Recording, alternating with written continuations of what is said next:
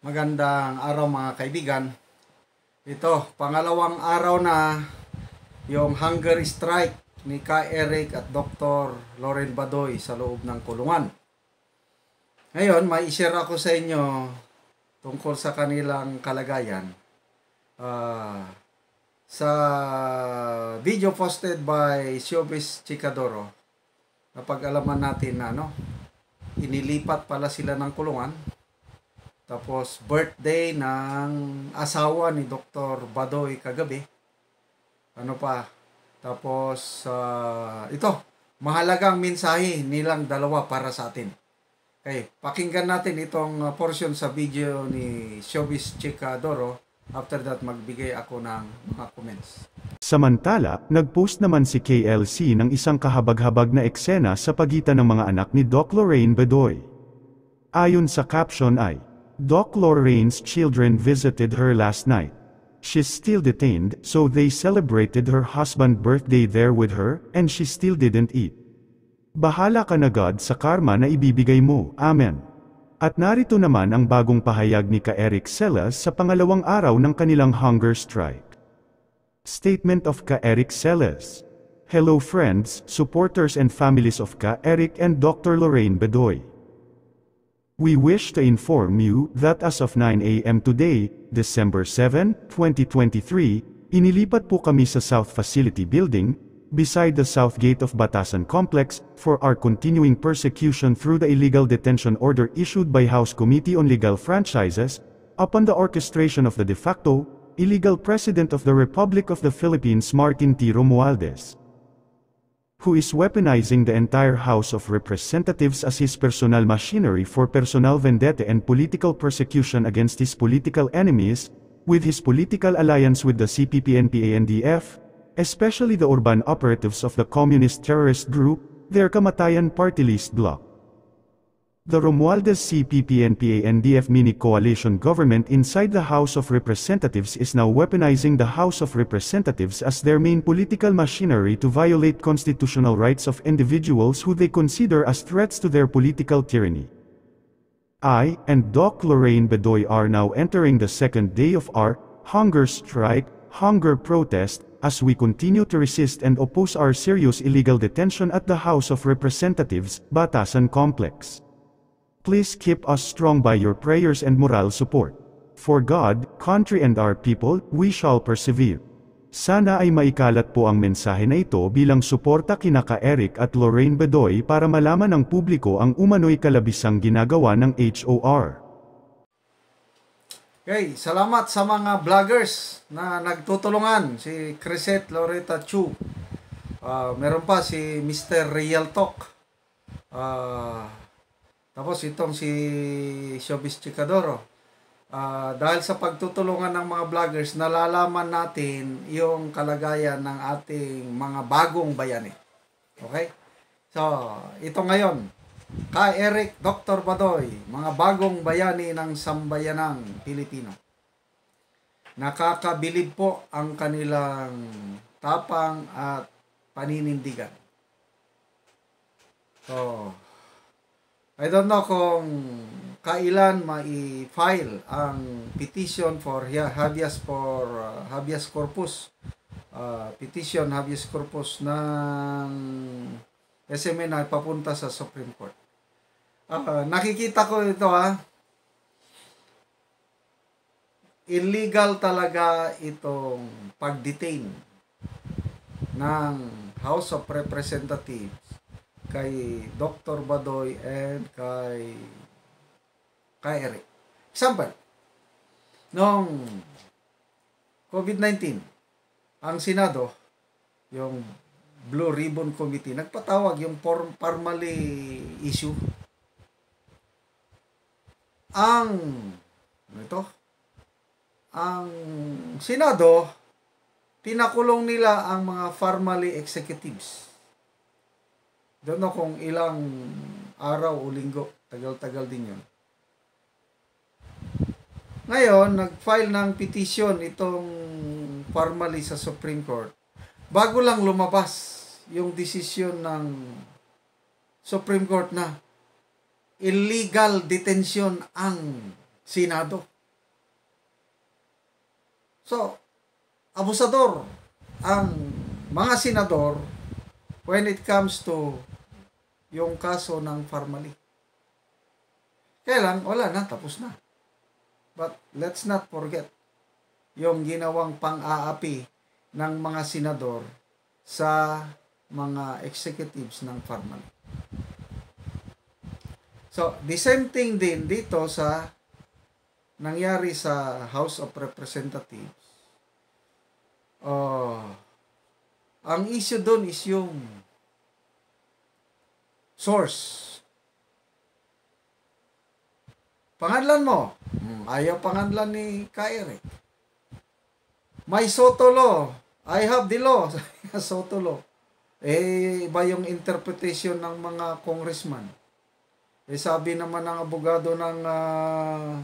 abogado ng SMNI na Congress is not authorized to interpret the law. It is only the Supreme Court. Yung interpretation nila pabor sa kanila. Kaya hindi daw mag-apply ang Soto law kay Ka-Eric at Doc Badoy. Ano ba yan? Very clear yun na ang mga sources ng mga media practitioners ay hindi pwedeng pilitin na ibulgar. Nag-apologize na si Ka-Eric. Humingi siya ng paumanhin, papatawad. Nakuryente ako, sabi niya. Dahil hindi niya na-verify, may report talaga. Hindi niya na-verify.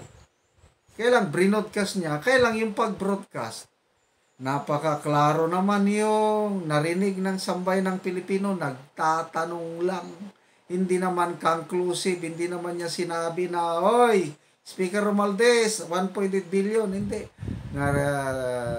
Tanggap naming report na ito ang expenses, kaya tatanong lang sa speaker kung ano ba ang katotohanan. May batas ba na bawal magtanong? Yun ngayon ang ano. Parang ang batas ng House of Representatives na ngayon is bawal magtanong. Di ba ganun ang lumalabas? Pinakulong nila si Ka-Eric Dr. Badoy dahil lang doon sa nagtatanong na segment doon sa programa ng laban ng bayan. Ngayon. So, ito ngayon. Mahirap itong labanan ni Ka-Eric at Dr. Badoy. Kaya kailangan natin ng moral support in terms of prayer. Pagdasal po natin na makayanan nila dahil hunger strike, mahirap yan, yung magutom. Although, scientifically, kung minsan nakakabuti yung hunger strike or fasting, basta may tubig Huwag lang yung dry fasting dahil mamamatay ang tao kung ilang araw na walang tubig. So, I don't know what kind of fasting ang ginagawa ni Doc Badoy. At anyway, doktora man si Doc Badoy, alam niya siguro yan. So, second day, hanggang kailan sila tatagal. So, sino ang kukurap? Sino ang may huling halakhak? Sa ngayon, humahalakhak ang mga kongresista dahil napakulong nila. Tignan natin. Sana paboran ng Korte Suprema. Let's pray for favor sa Supreme Court. Kasi once na pumabor ang Korte Suprema, ay batikusin natin ang mga kongresista. Akala nila kasi sila na yung hari-hari. Kaya mayroon na tayong de facto president. Sino? President Tambaluslos. Siya na ang presidente niya. Kasi ang presidente nating BBM, I don't know, nasaan na? Nagtatago. Nasaan na ngayon ang presidente? Yung vlog ni Maharlika kanina, grabe. I don't know, kung hindi nyo pa napanood, ganito. Nag-attend ng kasal si BBM, kasagsagan ng lindol. Lindol po is December 2 ng gabi. Pamobomba sa Marawi, December 3 ng umaga. Ang presidente hindi mo marinig. Tahimik. Yung pala nag-attend ng kasal. Anong klase? Presidente, mamaya mag-post ang Malacanang na COVID daw ang presidente. Ako, hindi ako naniniwalang na COVID. Siguro na masakit ang ulo, masakit ang katawan dahil sa sobrang nakain na inom o na hit-hit sa kasal na yun. Kaya, ano ba nang nangyayari dito sa ating presidente? Mabuti pa ang BP Inday Sara, mabilis kumilos. Grabing lindol, 7.4 magnitude. Wala man lang kaimik-imik ang presidente. Tapos ang dami ng patay sa Marawi, nagkakagulo na. Wala siya. I don't know please update me, mag-comment kayo. Ano bang assistance, especially financial assistance na naibigay sa gobyerno sa mga victims, lalo na yung namatay sa Marawi bombing? Meron ba? Wala. Itong si Speaker Martin Romualdez, ang bilis niya noon. Kahanga-hanga yung ginawa niya. Yung Gaza conflict, may 4 na Pilipinong namatay. Pagdating ng mga bangkay at papogi kagad ang speaker, bigay 500,000 pesos bawat pamilya ng namatayan. Wow! Okay yan dahil pera naman ng taong bayan. Ibalik sa tao. Itong mga namatay, hindi natin alam kung 4 pa o 11. Meron akong listahan, 11 ang namatay. Ang report ng gobyerno, 4 lang daw. Sige na lang. Nabigyan na ba sila ng ganong? Kasi pag namatayan tayo, di ba, gagastos ka. O, may nagbisita na ba sila na from the national government? Of course, local government talagang asikasuhin yan. Alam ko. Believe ako sa mga local government units, mabilis. Yung mga estudyante na nasa Marawi, MSU, kanya-kanya, LGU, kanya-kanyang biyahe ng kanilang mga estudyante at pinawi. Yun, mabilis. What I am asking is national government. Alam nyo, after ng pamumumba, kulang pa lang kulang ang mga doctors dahil Sunday yun. Day off ang mga doctors, yung iba nasa mga conferences o na problema yung governor ng Lanao del Sur. Kung yun sanang inatupag ng presidente, nalaman ng presidente para mag-direct sa AFP, PNP, ang daming doctors ng AFP dito sa Mindanao. Ang daming air assets dalhin sa Marawi para tumulong pag-asikaso sa mga biktima. Wala ang presidente nag-attend ng kasal. Wala. Nabudol talaga tayo. Budol man talaga. So, fight! Dr. Badoy and Ka Eric. Nasa likuran ninyo ang sambayan ng Pilipino. Mga DDS, mga kapwa ko DDS, let's pray for the well-being of Dr. Badoy and Ka Eric sa loob ng kulungan. Sana magtagumpay sila.